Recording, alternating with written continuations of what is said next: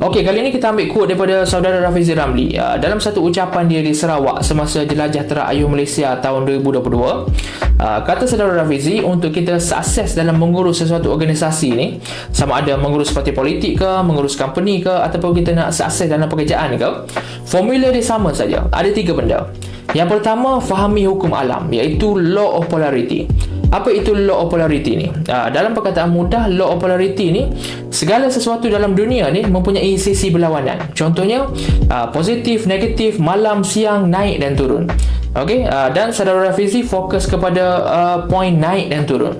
Dan kata dia, kalau ada yang rasa dia boleh duduk di atas selama-lamanya, kalau ada lah orang rasa dia boleh duduk di atas selama-lamanya, dia bodoh.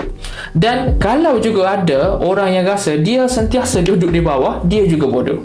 Sebab dunia ni ada naik dan turun, dia law of polarity tadi. Okay? So itu yang pertama. Yang kedua, kita kena bina kekuatan diri kita sendiri. Kita tak boleh bergantung kepada kekuatan orang lain. So kita kena work hard untuk bina kekuatan diri kita sendiri from time to time. Itu nombor 2. Yang ketiga adalah timing yang betul. Maka bersabarlah. Kata saudara Rafizi, kita kena bersabar menunggu timing yang betul. Timing apa? Timing law of polarity tadi, di mana yang di atas akan jatuh ke bawah, dan kita yang di bawah ni kalau kena cara, kita akan naik ke atas dengan kekuatan yang kita bina tadi. Maknanya kita dah fit enough untuk berada di atas. So kata saudara Rafizi, kita guna 3 formula ni saja untuk kita berjaya dalam bidang apa pun.